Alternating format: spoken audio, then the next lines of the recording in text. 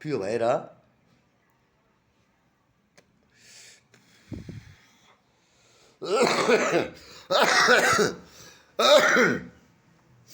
আওয়ামী লীগের ব্যাপারে একটু কথা বলি। বাংলাদেশে যখন খালেদা জিয়া প্রধানমন্ত্রী ছিলেন, সাবেক প্রধানমন্ত্রী ছিলেন, তখন তার মেয়াদ শেষ হয়ে গেছে। সে পার্লামেন্ট ভাঙ্গা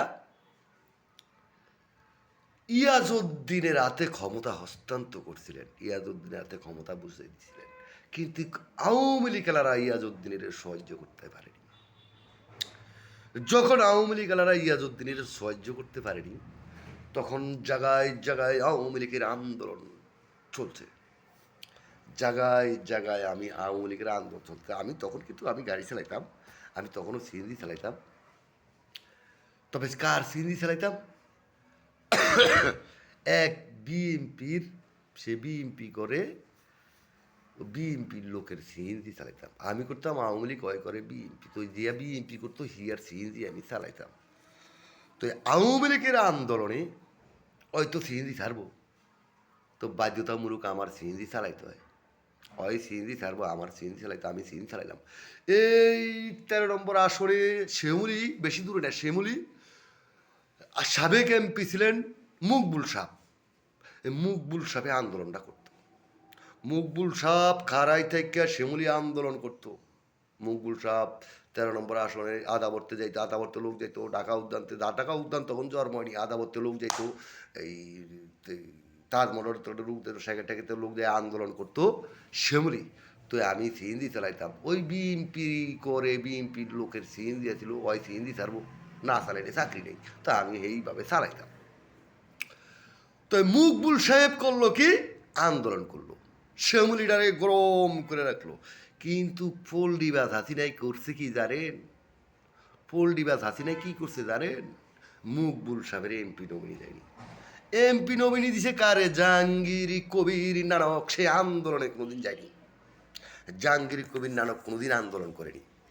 যদি দেওয়াইতে পারে যে জাহাঙ্গীর কবির নানক 13 নম্বর আসনে এই মুখ জায়গায় আন্দোলন করছে, কি করলাম? মকবুল সাহেব খাড়াই থেকে আন্দোলন করছে।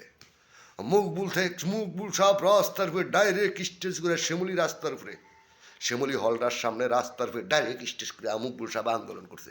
মকবুল সাহেব খাড়াই থেকে কই? মকবুল সাহেবের তো আওয়ামী লীগ থেকে এমপি নমিনি দিল না। কেন দিল না? মকবুল কলেজ করছিল, কাডাসুরে মকবুল কলেজ করছে, সেই বিদয় আওয়ামী লীগের থেকে এমপি নমিনি মকবুল সাহেবের দেনি জাহাঙ্গীর কবির নানকের দিচ্ছে। জাহাঙ্গীর কবির নানক 2টা বছর বাই ববের ফিটান ফিটেছে, 2 বছর না 10টা বছর ববের ফিটান ফিটেছে। তারপরে দিছে কারে? সাদেক খানের ফিরে গেছে। তারপরে আবার জাহাঙ্গীর কবির নানকের দিয়ে 7 মাসের কালে বোল্ট হয়ে গেছে জাহাঙ্গীর কবির নানক হাসিনায়। 7 মাসে, 24-এ 7 মাসে ভোল্ট 4 বারের কালে। তো যাই হোক, এই কথাটা এই পর্যন্তই থাকুক। আমরা চরবেশনে যে কুইবার কথাটায় যাই। যে কুইবারে এমপি নমিনি দিল এবার, জেকুব টাওয়ার করতে চরবেশনে, জেকুব টাওয়ার, বঙ্গবন্ধু টাওয়ার দিতালো না, হাসিনা টাওয়ার করতে পারলো না, জয় টাওয়ার করতে পারলো না, ফুতুল টাওয়ার করতে পারলো না, নাম রাখতে পারলো না। কিন্তু নাম রাখছে কি? জেকুব টাওয়ার নাম রাখছে। তারপরও হাসিনা যে কিবারে এমপি নমিনি দিছে, মানুষের বিচার থাকে এখন। যেহেতু মকবুল সাহেবের এমপি নমিনি দেয়নি, মকবুল কলেজ করছে, কিন্তু যে কিবারে কেন এমপি নমিনি দিল? যে কিবে কি একলা আওয়ামী লীগ করছে? যে কিবে আওয়ামী লীগ করলো চরবেশনে? দেশ চরবেশনে যে কিবা কেমন আওয়ামী লীগ করে? আওয়ামী লীগের সাবেক এমপি ছিল, মন্ত্রী ছিল, যে কিবা চরবেশনে দিয়ে যে কিবা খারাই তারি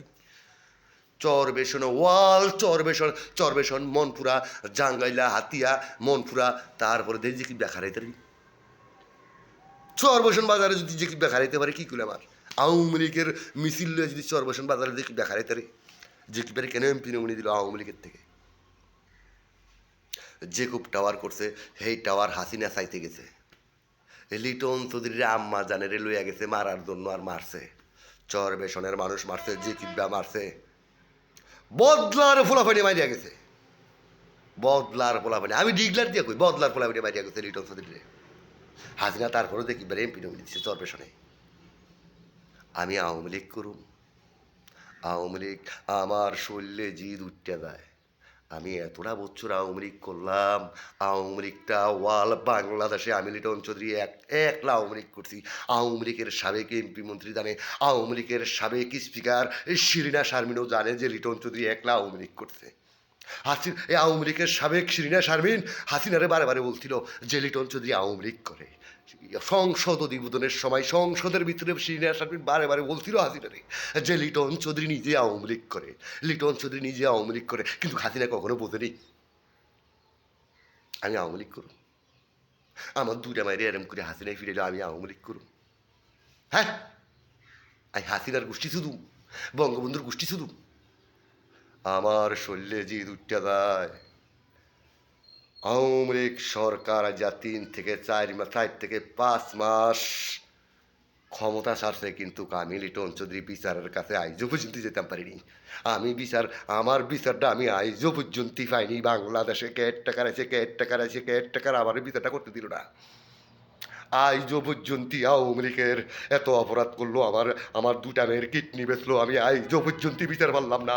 জায়গায় জায়গায় নিয়ে ফিরেলো, ডিস্ট্রিক্টে ফিরেলো, এলাকার মানুষে ফিরেলো, আমি লিটন চৌধুরী আইজও বিচারটা পাইলাম না। তত্ত্বাবধানের আমলে উল্টা আরো আমার আম্মা জানের দুইটা হাসিনা 300,000 কোটি টাকা ঘুষ দিয়া ডক্টর ইউনুসরে আমার মাইয়ার আর্মি দূরে নিয়ে রক্ত নিয়ে দিচ্ছে যে অবায়দুল কাদিরারে। আমি লিটুইনা কুত্তার বাচ্চা আওয়ামী লীগ করুম রে, সুরের বাচ্চা লিটুইনা আওয়ামী লীগ করুম রে, আমি লিটুইনা আওয়ামী লীগ করুম রে। আওয়ামী লীগ করবো অবায়দুল কাদিরা, আওয়ামী লীগ করবো নোয়াখালীরা, তোরা আওয়ামী লীগের মারে সুদি আমি। আর কিছু শুনবি হাসিনা, আর কিছু শুনবি রে হাসিনা কুত্তার বাচ্চা, আর কিছু শুনবি? আমার দুইটা মেয়ে, আমি কইতাম সবসময় ভাই আমার দুইটা মেয়ে ছাড়া আমার কেউ নাই, আমার দুইটা মেয়েরে আর ফিরেছ না। ওই আমি কি রাজাকারের বাচ্চা রে? আমি তোর মারে সুদিয়া তোরা বছর আওয়ামী লীগ করিয়া আমি কি রাজাকারের বাচ্চা রে, সুরের বাচ্চা? আমি রাজাকারের বাচ্চা? হ্যাঁ, আওয়ামী লীগ জীবনে শিক্ষা দিয়ে দেবো, এইটাই আমার শপথ। আওয়ামী লীগ জীবনে শিক্ষা দিয়ে দুম, এইটাই লিটন চৌধুরীর শপথ।